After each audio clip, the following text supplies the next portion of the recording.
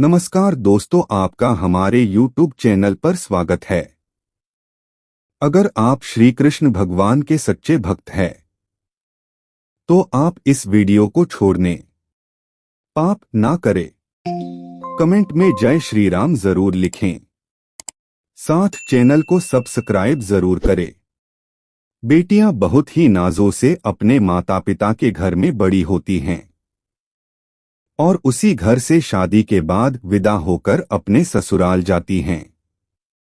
जब बेटियां मायके से ससुराल जाती हैं, तो हमारे भारतीय परंपरा में माता पिता अपनी बेटी की खुशी के लिए उसे हर वह चीज शादी के बाद प्रदान करते हैं, जिन चीजों की जरूरत रोजमर्रा की जिंदगी में उनकी बेटी को जरूरत पड़ती है।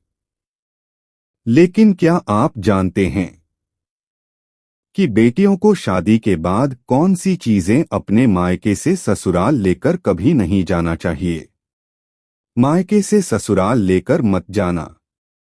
शादी होने के बाद मायके से ये एक चीज ससुराल लेकर मत जाना। यदि आप नहीं जानते हैं, तो आपके लिए यह जानना बहुत जरूरी है, क्योंकि कई बार हम खुशी खुशी में अपनी बेटियों को बहुत सी ऐसी चीजें दे देते हैं जिसे देना अशुभ माना जाता है। धर्म के अनुसार, शास्त्र के अनुसार एवं बहुत सारी नीतियों के अनुसार गलत चीजें यदि बेटियां को शादी के बाद यदि वे जाती है, तो उसके गृह परिवार में अशांति जा जाती है।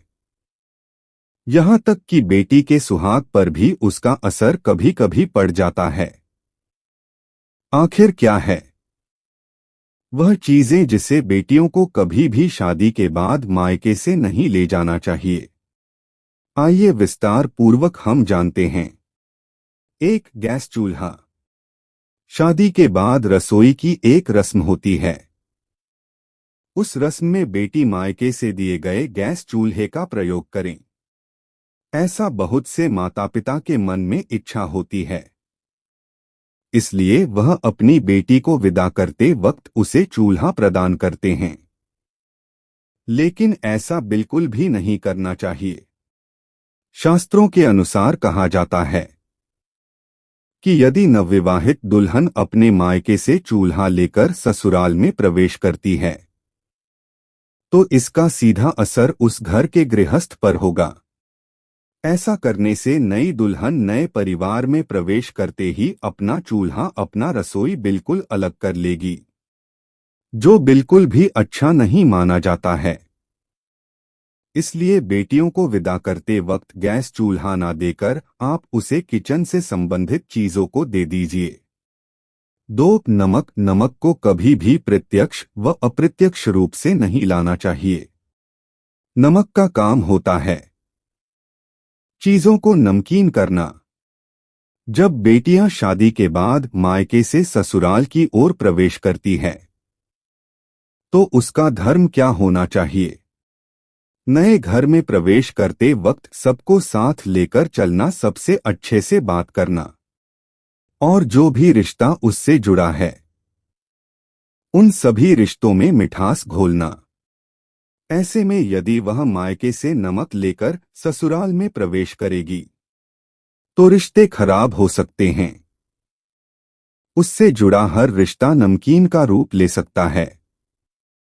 ऐसा भी माना जाता है कि यदि नवविवाहित बहू अपने मायके से नमक रूपी कोई वस्तु अपने ससुराल लेकर आती है, तो उसका सम्मान आजीवन अपने मायके के लोगों के साथ जुड़ा रहता है, लेकिन उसका संबंध अपने ससुराल वालों के साथ कभी भी सही तरीके से जुड़ नहीं पाता है।